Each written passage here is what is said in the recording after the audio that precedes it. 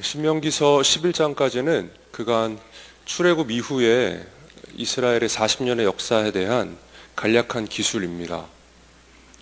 하나님께서는 어떤 일을 하셨고 또 어떤 말씀을 이스라엘에게 주셨으며 이스라엘은 거기에 어떻게 반응했고 그래서 어떤 결과를 맞이하게 됐는지에 대한 내용이 나오고요.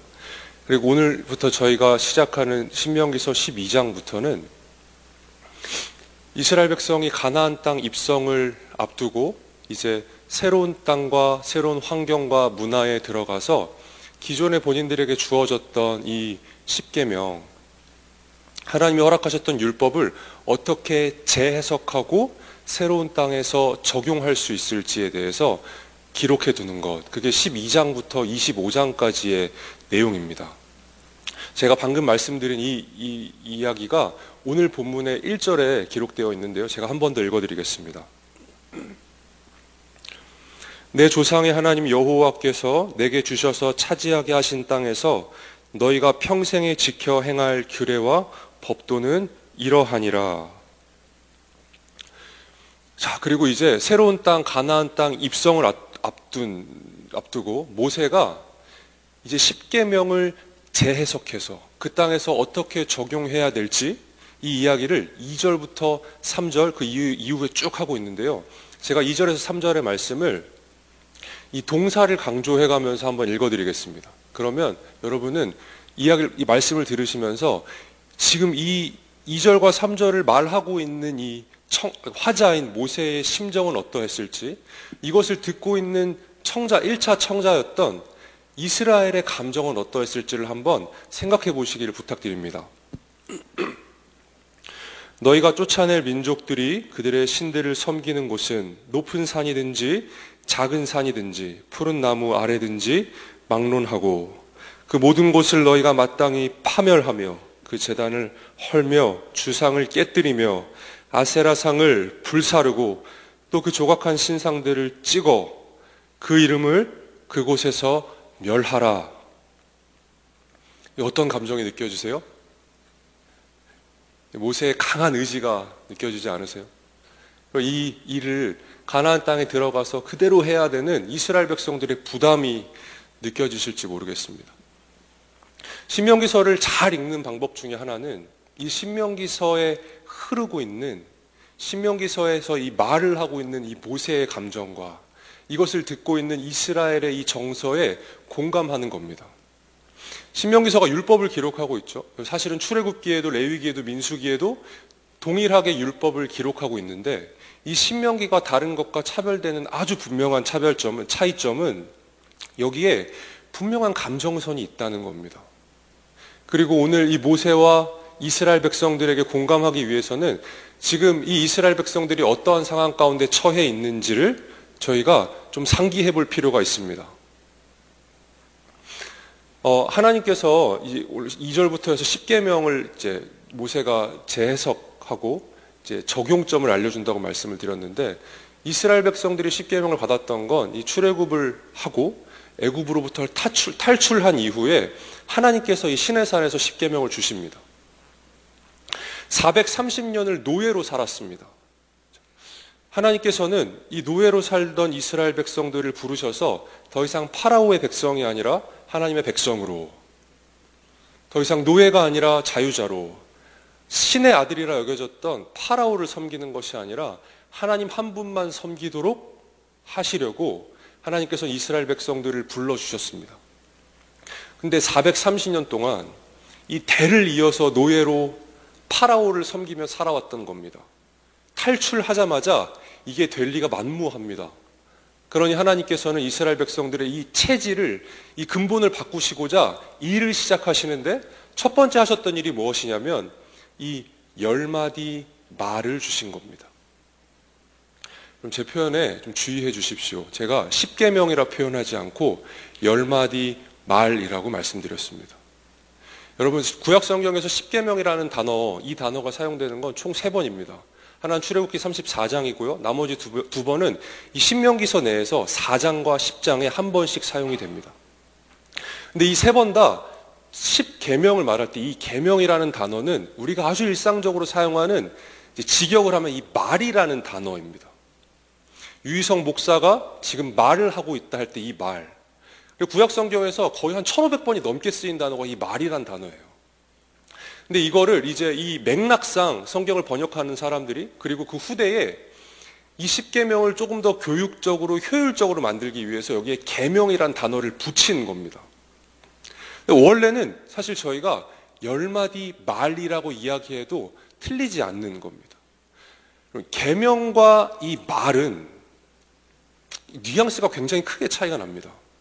계명이라고 하면 거기에 뭔가 이 기계적이고 이 행위와 보응이 있을 것 같고요. 원인과 결과, 인과응보의 원리가 적용이 될 것 같습니다. 근데 말은 다릅니다. 말은 인격적입니다. 대화가, 그리고 그 소통이, 이 말은 감정이 함의되어 있는 것 같은 뉘앙스를 가집니다. 실제로 이건 완전히 다른, 어떤 면에서 다른 개념이기도 한데요. 이 계명에 대한 예를 한번 들어보겠습니다. 이런 겁니다. 오늘 아침에 새벽임에 나오실 때 다들 그 리하이웨이를 타고 오셨을 것 같아요. 리하이웨이 그 스피드 리밋이 얼마입니까? 50마일 정도 됩니까? 구간별로 다른 것 같은데 한 50마일 정도가 교회 앞의 속도입니다. 근데 거기를 지나가는데 제가 100마일로 지나간 겁니다. 그런데 경찰이 서 있다 그걸 사진으로 찍어서 티켓을 보냅니다. 여러분, 이 티켓을 보내는데 이 티켓에 막 50마일이나 초과했으니 막 분노가 서려 있습니까? 막 티켓이 날라오는데 이게 막 울그락불그락 하면서 티켓이 막 흔들리면서 날라오는 겁니다. 이 티켓에는 감정이 없습니다. 규정을 어겼기 때문에 그에 대한 이 적절한 정해진 결과를 마주하게 되는 겁니다. 근데 이 말은 조금 다릅니다. 비슷한 의미지만, 예를 들면 이런 거죠. 저희 아이들이 요즘엔 커서 좀 덜한데, 아이들이 어렸을 때 이 길에 다닐 때 늘 손을 잡고 다녔습니다. 특별히 차도를 건널 때면 이 아이들이 차도를 조심히 건널 수 있게 늘 가르쳐야 했습니다. 주아야, 저희 처제 이름이 주아인데, 주아야 차도를 건널 땐 주변을 항상 살피고 차가 오는지를 본 이후에 확실하게 차가 없을 때만 건너가야 해. 근데 이 아이가 만약에 차도가 있는데 아빠의 손을 뿌리치고 막 뛰어가서 차도를 건넜다고 생각해 보는 겁니다. 그럼 이 아이를 불러다가 아빠는 뭐라고 할까요? 아빠는 아마 화가 날 겁니다. 이 아이에게 하는 이야기는 감정이 서립니다. 야, 야라고 안 하는데, 주아야, 너 그렇게 하지 말랬지? 오늘 저녁에 간식 없을 줄 알아? 치사하긴 하지만 먹을 걸로 얘기하는 게 제일 말을 잘 듣습니다. 여기엔 감정이 서립니다. 끔찍한 상상이지만 이런 상상을 한번 해보는 겁니다. 이 아이가 뛰어가다가 차에 부딪혔습니다. 이 아이가 차에 부딪힌 건 아빠가 얘기를 했는데 이 아이가 듣지 않았기 때문에 아빠가 이 아이에게 정당한 결과를 준 겁니까? 제가 복수한 거예요, 아이에게? 아닙니다. 이 아이가 안전할 수 있는 길을 아빠는 알려준 거고, 안전하고 행복하게 살 수 있는 그 길을 이 아이가 벗어났기 때문에 사고가 난 겁니다. 그리고 그것 때문에 아빠는 화가 난 거죠. 10마디 말은 이런 의미를 가지고 있는 하나님이 우리에게 허락하신 계명입니다. 그래서 이스라엘 백성들은 율법을 생각할 때, 특별히 광야 생활을 시작하는 사람들이 율법을 받은 것, 이 계명을 받은 것을 기억할 때 늘 이런 방식으로 기억했습니다. 에스겔서 20장 10절에서 11절 말씀을 제가 잠깐 읽어드리겠습니다. 에스겔서 20장 10절에서 11절인데요.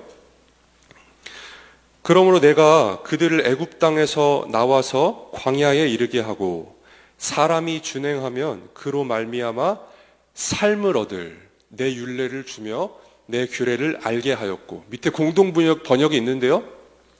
뭐라고 합니까? 내 법을 가르쳐 주었는데 이것을 지키면 누구나 복되게 살 수 있도록. 저를 봐주시기 바랍니다. 이스라엘 백성들에게 율법은 이런 겁니다. 따라서 살면 진정한 삶을, 복된 삶을 누리게 되는 것. 이것을 지키지 않으면 하나님이 그것에 대한 복수를 하시는 게 아니라 이것을 지키지 않아서 고통스러워할 자녀들을 보시면서 분노하시는.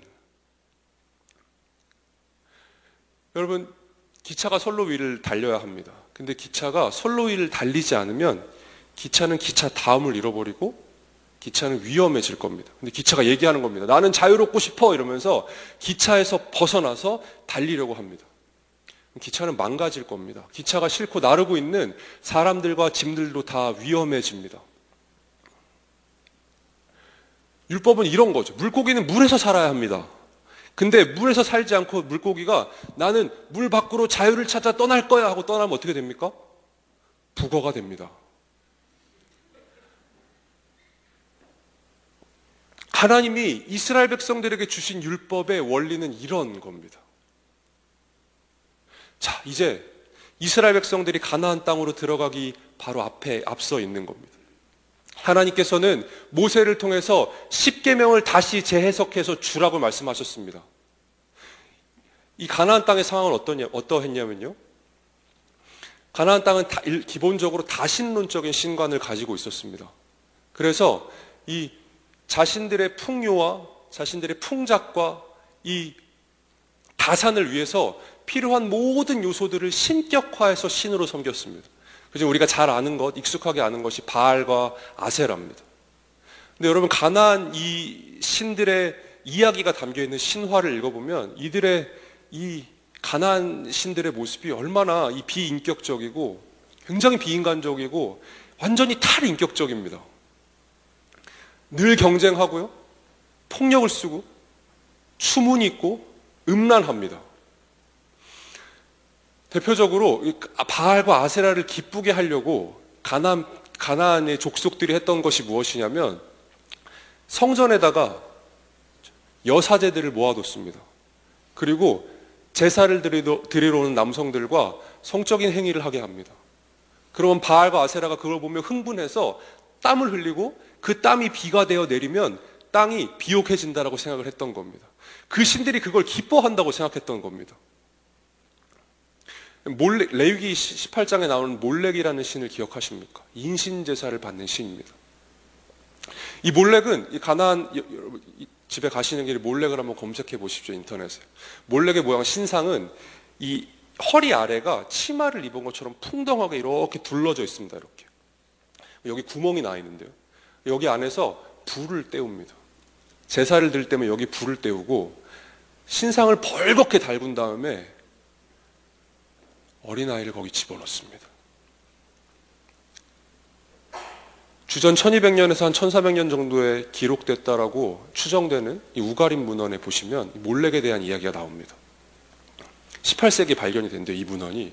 이 몰렉의 인신제사를 드릴 때 어떤 일을 했냐면 불을 세게 쳤습니다.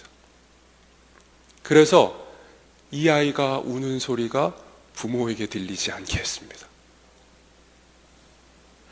부모가 신을 기쁘게 하기 위해서 자의적으로 아이를 들였든 혹은 부모가 힘이 없어 신을 기쁘게 하는 일에 아이를 빼앗겼든 둘 다 너무 비극적인 끔찍한 일입니다.